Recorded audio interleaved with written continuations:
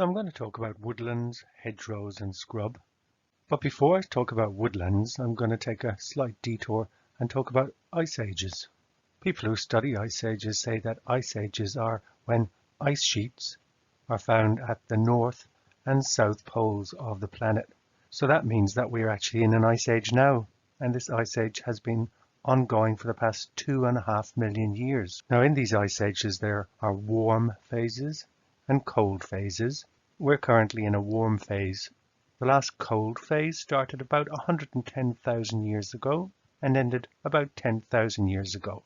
Now, it took a while for that cold phase to really get going, and it was only 25,000 years ago that it reached Glacial Maximum. Now, Glacial Maximum means when there was the greatest amount of ice cover during the cold phase. In Ireland, it was thought that at one point maybe 2/3 of the island was covered. Then people thought maybe it was a bit more. And nowadays people think pretty much all of the island was covered and a lot of the sea to the west and the south. So by about 10,000 years ago, that cold phase had finally drawn to almost a close. And from about that time, plants and animals would have made their way back onto the island. Now the first plants would have been low-growing scrubby plants. But by about 7,000 years ago, there was good coverage of woodland.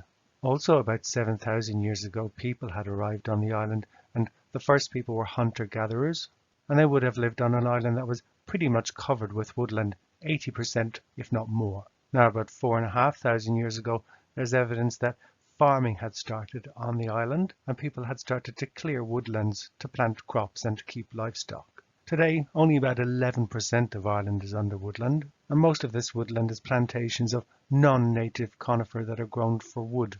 Only about 2% of Irish woodlands could be thought of as native broadleaf woodland. Some of this woodland is in the grounds of large estates where woods would have been kept for hunting and other purposes. And woodlands also found in areas that are not good for agriculture or for building houses, so areas that are quite wet, and also on cliffs and the sides of steep river valleys.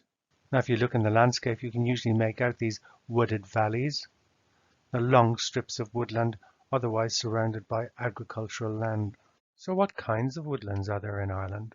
A Guide to Habitats in Ireland is a book that classifies woodlands and other habitat types in Ireland. A Guide to Habitats in Ireland was published by the Heritage Council, and it can be downloaded from their website, the National Biodiversity Data Centre website, and the National Parks and Wildlife Service website. Or you could There's a section in the Guide to Habitats that looks at woodland and scrub and other types of woodland, and it divides woodlands into semi-natural woodland and highly modified non-native woodland.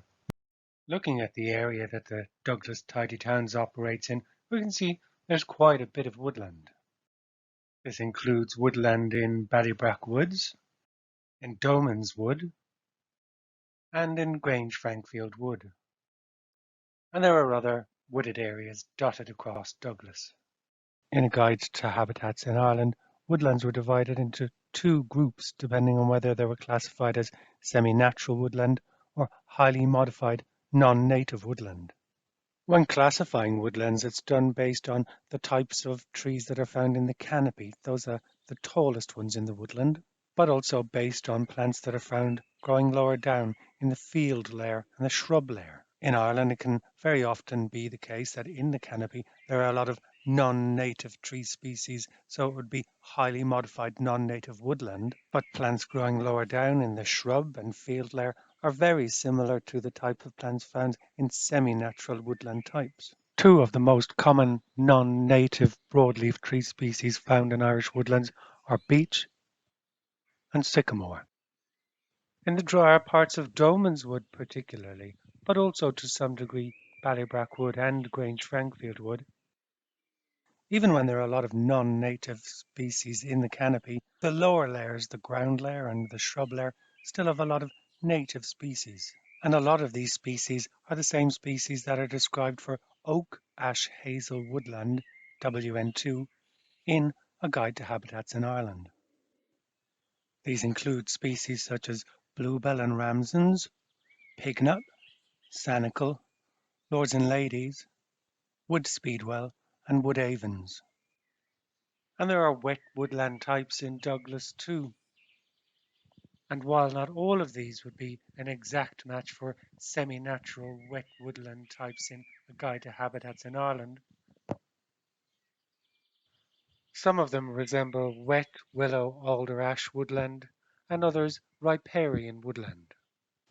I'm going to move on now to talk about hedgerows. In a Guide to Habitats in Ireland, we saw that there's semi-natural woodland and highly modified non-native woodland. But there's another section called linear woodland and scrub. These are long, thin habitats mainly made up of woody plants like shrubs and trees. In the Guide to Habitats, hedgerows are included in this group. We said before that only 11% of Ireland is under woodland, and 2% or less than that is native broadleaf woodland. Some people estimate, though, that if we clumped all of our hedgerows together, they'd take up much more space than all of our native woodland. And some reckon that 15% of all our native broadleaf trees are to be found in our hedgerows. Hedgerows provide food and shelter for a huge range of invertebrates, as well as birds and mammal species. But just as importantly, they act as corridors or routes through the landscape so that animals can move about and find food and mates. A lot of animals are nervous of open spaces like fields, so hedgerows are really important for them. Some kinds of hedgerow are better for wildlife than others, depending on where you are in the country maybe or what time of the year. Some hedgerows can be kept very, very short, and others are kept not so short. In the hedgerow on the top left, you can see there's a lot of flowers. Typical hedgerow plants like bramble and hawthorn, or some people call it whitethorn, provide lots of flower for pollinating insects in the spring and then berries in the autumn for other wildlife. While ivy provides flowers for pollinators in the autumn and then berries through the winter and the spring. If we go back to our map of Douglas, we can see that the closest significant areas of hedgerow are in agricultural land to the south of the tidy towns area. And at least some of these are to be developed as housing in the very near future. But maybe some of the hedgerows here will be kept in the housing development. Hedgerows that are rich in native species like roses and brambles, hawthorn and wild privet, holly and ivy can survive in the most surprising of places.